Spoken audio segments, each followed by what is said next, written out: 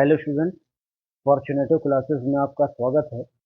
आज हम literary terms के एक और सेशन को लेकर के आपके सामने हैं। पिछले 3 सेशन में हमने क्वेश्चन नंबर 135 तक डिस्कस कर लिया था और आज हम शुरू करने जा रहे हैं क्वेश्चन नंबर 136 से। ध्यान से देखिए, ध्यान से सुनिए और अपनी तैयारी को और बेहतर और अच्छा बनाइए। तो let's start our journey with question number 136। Blank refers to word, उन शब्दों की तरफ इशारा करता है which sound like that which they describe, जो उन्हीं की तरह सुनाई देता है जिन्हें वो डिस्क्राइब करता है। तो जब भी वर्ड्स की बात साउंड के साथ आती है तो हमारे जहन में, हमारे माइंड में सिर्फ एक बात आती है और वो क्या है? ओनोमाटोपोइया। इस फिगर ऑफ स्पीच का एक क्वेश्चन है कि जब वो शब्दों के द्वारा किसी साउंड की बात की जाए तो वहां पर जो हमारा फिगर ऑफ स्पीच होगा वो ओनोमाटोपोइया होगा। चलिए नेक्स्ट क्वेश्चन देखते हैं। 137 refers to new words or words recently created in order to describe something which has never been described।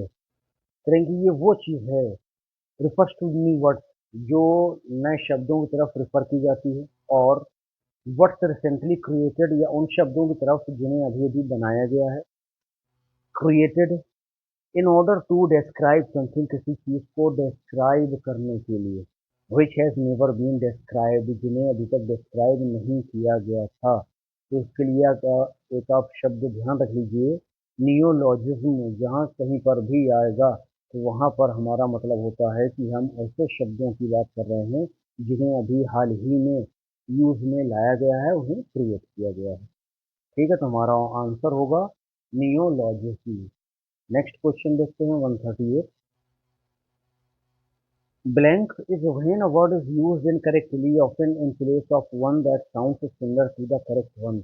जब किसी शब्द का यूज गलत तरीके से किया जाए, in place of one that sound similar to the correct one, और जब हम उसका अर्थ निकालें तो हमें लगे कि हाँ उसी के आसपास मिलता जुलता अर्थ है, लेकिन वो जो शब्द है वो असल में करेक्ट वन नहीं है, बल्कि उसका यूज जो है वो इनकरेक्टली किया गया है। तो इसके लिए जो एक वर्ड अपन यूज करते हैं वो क्या है? मेल एप्रोप्रिज्म। कि जब किसी ऐसे शब्द का यूज किसी दूसरी जगह पर किया जाए जहाँ पर उसी से मिलता जुलता शब्द यूज किया जाना हो, तो हम वहाँ पर मल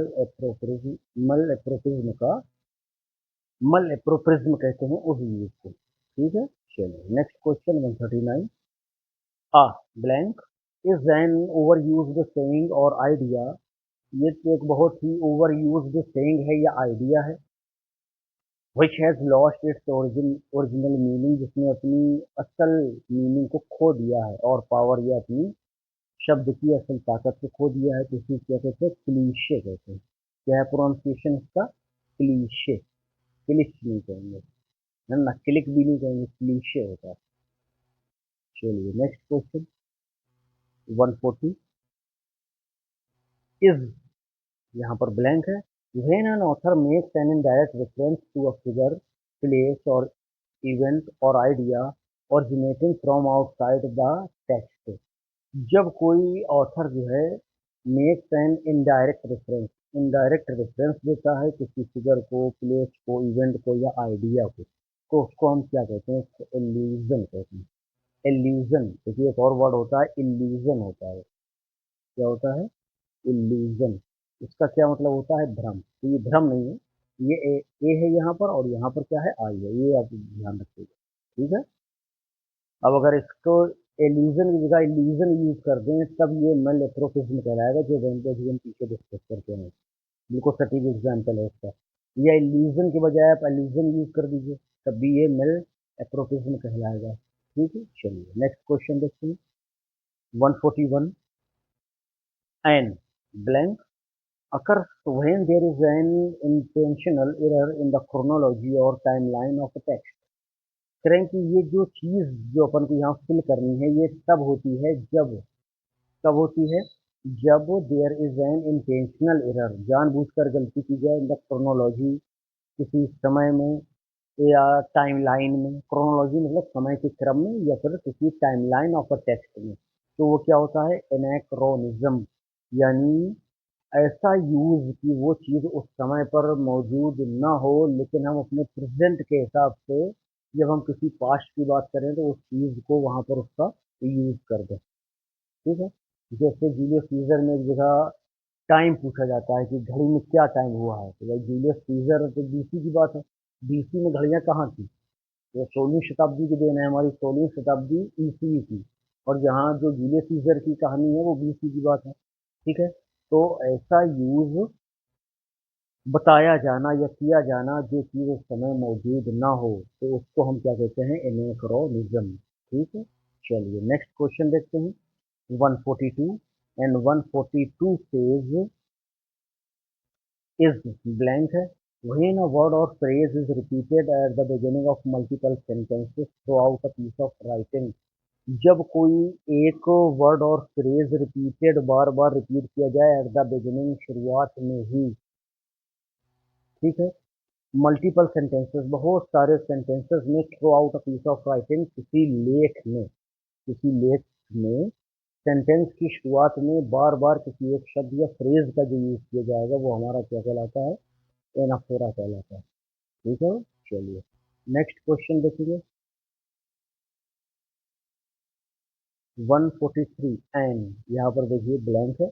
occurs when something non human such as animal, place और inanimate object behaves in a human like way, जब वो निर्जीव चीज़ें या जानवर या जगह जो है वो एक इंसान की तरह बिहेव करने लगें, तो उसको अपन क्या कहेंगे, तो उसको कहते हैं एंथ्रोपोमॉर्फिज्म। देखिए एंथ्रोपो, ये जो आपका ये रूट लगा है, एंथ्रोप, इसका क्या मतलब होता है, मानव, इंसान से रिलेट करता है। ठीक है ना। तो जब वो जानवर हो, कोई जगह हो, कोई निर्जीव चीज हो, लेकिन वो इंसान की तरह बिहेव करे, तो वहां पर अपन क्या कहेंगे कि क्या यूज किया गया है, एंथ्रोपोमॉर्फिज्म।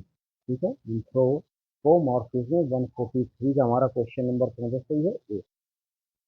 चलिए नेक्स्ट क्वेश्चन देखेंगे 144 and it says slang is the use of informal language and slang, इस इनफॉर्मल लैंग्वेज या स्लैंग का यूज करना। It's often used by authors to lend a sense of realism to their characters and dialogue. इसका use किया जाता है authors के द्वारा to lend a sense of realism to their characters and dialogue, कि उनके जो कैरेक्टर या डायलॉग हैं उनमें वास्तविकता आने लगे। तो इस वास्तविकता को दिखाने के लिए हम क्या यूज करते हैं, क्या डायलॉजिज्म यूज करते हैं, साइलोजिज्म यूज करते हैं, या कोलोक्वालिज्म यूज करते हैं। तो हमारा जो जवाब होगा वो क्या होगा, कि हम कोलिज्म का यूज करते हैं। किस बात के लिए, कि हम जो भी लिख रहे हैं, हमारे जो कैरेक्टर हैं वो वास्तविकता के आसपास दिखने लगे। ठीक है। चलिए नेक्स्ट क्वेश्चन डिस्कस करेंगे। 145 and it says and blank is when an author inserts a famous quotation, poem, song or other short passage or text at the beginning of larger text, जब कोई लेखक अपने किसी बड़े लेख की शुरुआत में कोई कोटेशन या कोई पोएम या कोई सॉन्ग या अदर शॉर्ट पैसेज इंसर्ट करता है, तो हम उसको क्या कहते हैं। तो इसका देख लीजिए ऑप्शन पहले, क्या एपिग्राफ होता है, फोटोग्राफ तो होएगा ही नहीं, कैलीग्राफी भी नहीं होगा, कैलीग्राफी किससे रिलेट है, लिखने से, है ना, हेक्टोग्राफ भी नहीं होगा, ये क्या होगा, एपिग्राफ होगा। जब कोई लेखक अपने बड़े से लेख में, अपनी किताब में किसी कोटेशन को, किसी पोयम को क्या करता है, इंसर्ट करता है शुरुआत में, तो इसको हम एपिग्राफ कहते हैं। क्या कहते हैं, एपिग्राफ कहते हैं। चलिए नेक्स्ट क्वेश्चन देखिए 146। Blank is similar to anaphora, but in this case the repeated word or phrase appears at the end of successive statements। करें कि ये जो ऑप्शन जो हमें चूज करना है वो एनाफोरा से मिलता जुलता है। अभी एनाफोरा अपन ने क्या डिस्कस किया, कि कोई लेख हो हमारे सामने, कोई रिटन टेक्स्ट हो, और उसके हर एक सेंटेंस में कुछ कोई एक शब्द या कुछ शब्द यानी फ्रेज जो है वो बार बार शुरुआत में आ रहे हैं, तो इसको अपन एनाफोरा कहेंगे। लेकिन ये जो है ये एनाफोरा से मिलता जुलता है, लेकिन इसमें क्या खास बात है कि इसमें वर्ड जो रिपीट होते हैं या phrase appears at the end, ये आखिर में जो है अपीयर होते हैं, तो इसको अपन क्या कहते हैं, एपिस्ट्रॉफी, सॉरी एपोस्ट्रॉफी नहीं, एपिस्ट्रॉफी कहते हैं। जब वो कोई शब्द या फ्रेज लगातार अंत में आए, किसी सेंटेंस में आता ही रहे, तो अपन उसको एपिस्ट्रॉफी कहेंगे। एनाफोरा का ऑपोजिट होता है। नेक्स्ट क्वेश्चन देखिए 157, blank is when a more mild और इनडायरेक्ट वर्ड और एक्सप्रेशन इज यूज्ड।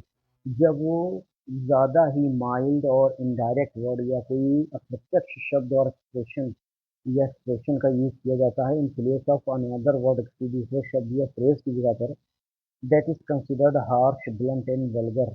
जो बड़ा हार्श, ब्लंट और वल्गर सा महसूस हो या अनप्लीजेंट महसूस हो, तो उसको हम क्या कहते हैं?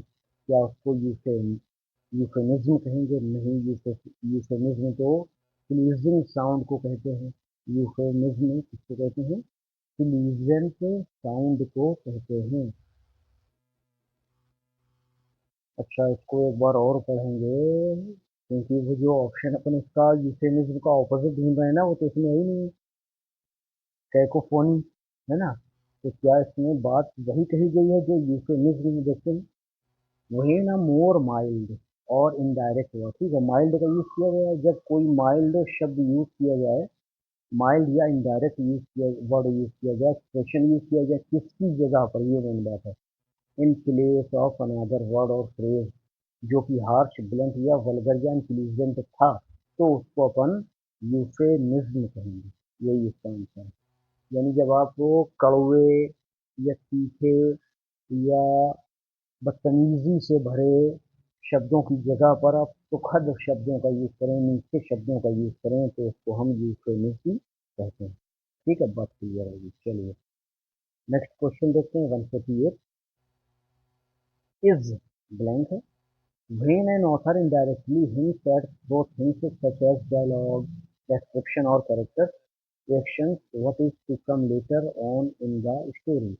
जब कोई राइटर जो है अपनी आने वाली स्टोरी के कैरेक्टर्स के, डायलॉग के, एक्शन के बारे में थोड़ा बहुत हिंट करता है, तो इस हिंट करने के लिए हम क्या यूज कर, इसको क्या कहते हैं कि जब वो ये सब यूज करता है तो? चलिए ऑप्शन देख लेते हैं। यूफेमिज्म नहीं होगा, मेल एप्रोपिज्म नहीं होगा, इनकी चलिए एक बार रिवाइज कर लेते हैं हम। Euphemism use of pleasant word, जो सुनने में अच्छे लगे। मल एप्रोपिज्म क्या होता है? किसी शब्द की जगह पर गलत शब्द का इस्तेमाल किया जाना जो मिलता जुलता हो उस शब्द से। ठीक है। एसिंडेशन अलग चीज है। फोर शेडोइंग होती है, पहले से रूपरेखा बनाना या बताना। ठीक है, कि ये आगे होने वाला है, ये हमारी क्या कहलाएगी? फोर शेडोइंग कहलाएगी। ठीक है। तो जब कोई लेखक अपने कैरेक्टर, एक्शन या डायलॉग के बारे में पहले से हमें बताए कि ऐसा ऐसा होगा, उसके बारे में कुछ हिंट करे, पूरा ना बताए, हिंट करे, तो वो फोर शेडोइंग कहलाता है। चलिए नेक्स्ट क्वेश्चन देखेंगे 149 में से, blank is when an author describes a scene, thing और idea so that it appeals to our senses, taste, smell, sight, touch और हियरिंग। करेगी जब कोई ऑथर क्या करता है?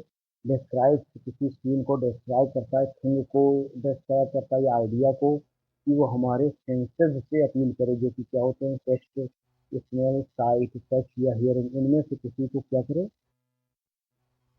अपील करे, तो हम इसको क्या कहेंगे? तो इसको हम कहते हैं इमेजरी। क्या कहते हैं भाई?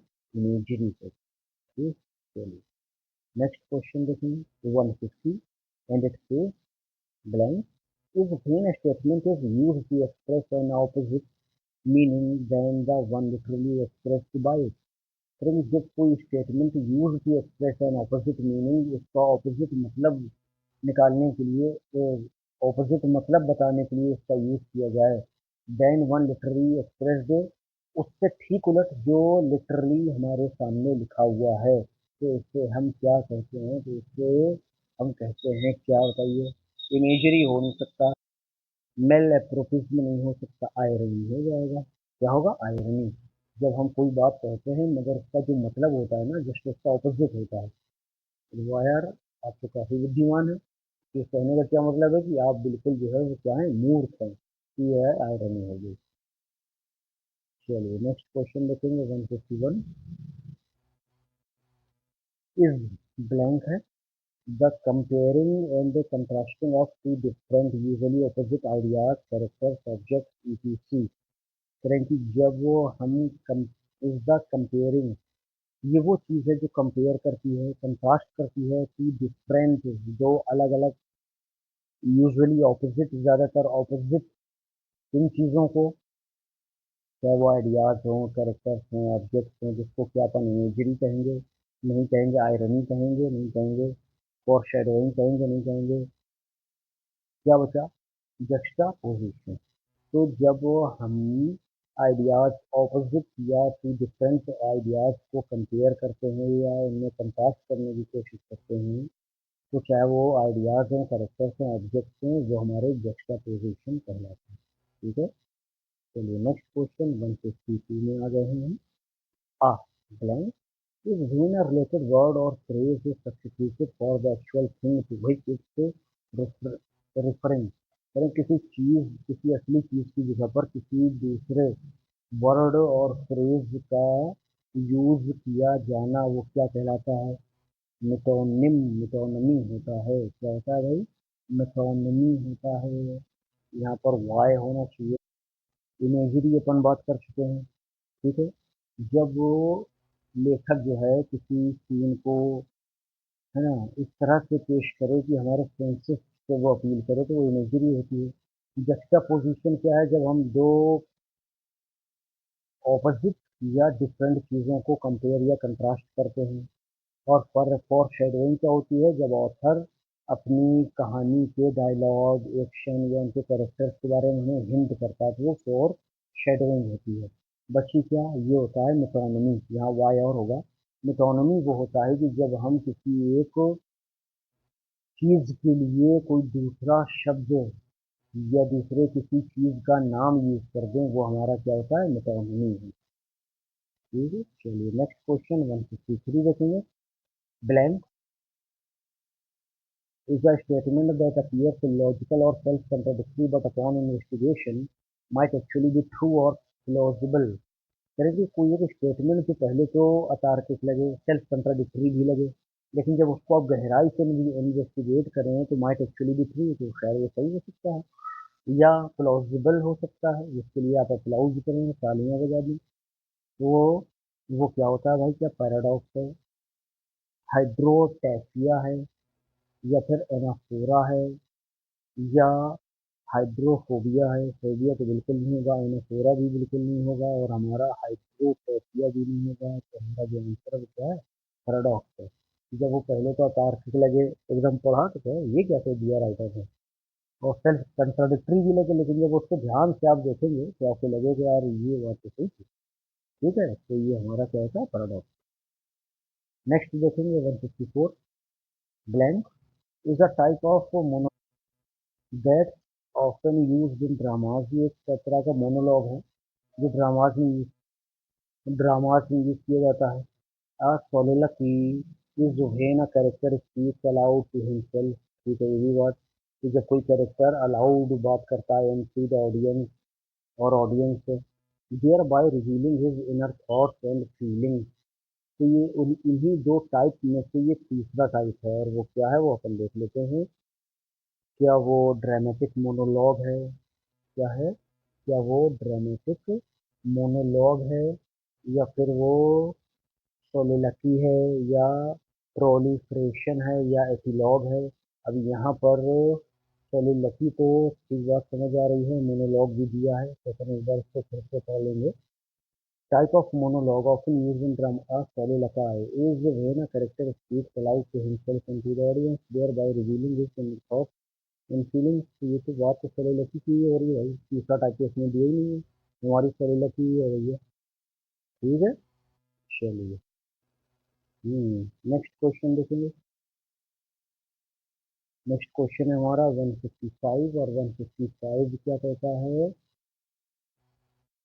Refers to the use of an object. किसी ऑब्जेक्ट के लिए use, refers to the use of an object, यहाँ पर ब्लैंक हो जाएगा। ठीक है, शुरुआत में चल फिगर इवेंट सिचुएशन करेंगे refers to the use of an object. ये जो भी चीज़ है जो हम यहाँ फिल करने वाले हैं, ये refers to the use of an object, किसी ऑब्जेक्ट के यूज को रिफर कर, घटना को, सिचुएशन को और अदर आइडिया किसी दूसरे विचार को ना रिटन वर्क में टू रिप्रेजेंट समथिंग एल्स, किसी और चीज़ को रिप्रेजेंट करने के लिए। टिपिकली ये ब्रॉडर मैसेज है, किसी बड़े मैसेज को बल्कि कहिए, और डीपर मीनिंग या डीपर मीनिंग भी, ठीक है, इसके द्वारा क्या की जाए, पेश की जाए।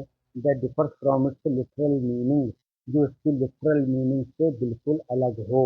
ठीक है, ऑब्जेक्ट का यूज हो रहा है, फिगर का यूज हो रहा है, इवेंट का और सिचुएशन का यानी सिंबल का यूज करके जब हम किसी बात को क्या करते हैं, पेश करते हैं किसी ब्रॉडर मैसेज या डीपर मीनिंग के लिए, तो वो हमारा क्या होता है, सिंबोलिज्म होता है।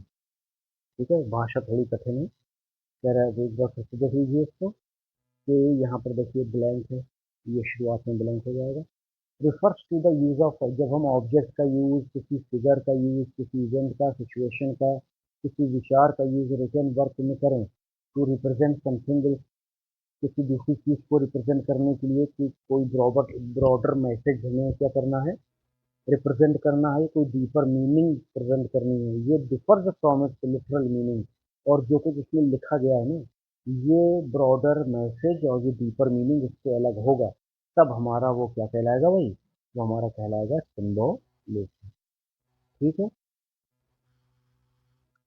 तो चलिए आज हम 155 तक ही रखते हैं, फिर से 20 क्वेश्चन। तो छोटे वीडियोस देखने में थोड़ा सा आसान लगते हैं, तो अपना फ़ायदा हो जाए कि क्वेश्चन भी सही लेकिन उनको अच्छे से देख लिया जाए, समझ लिया जाए, तो वो हमारे लिए ज़्यादा फायदेमंद चीज़ है, ना कि बहुत ज़्यादा लेंदी वीडियो।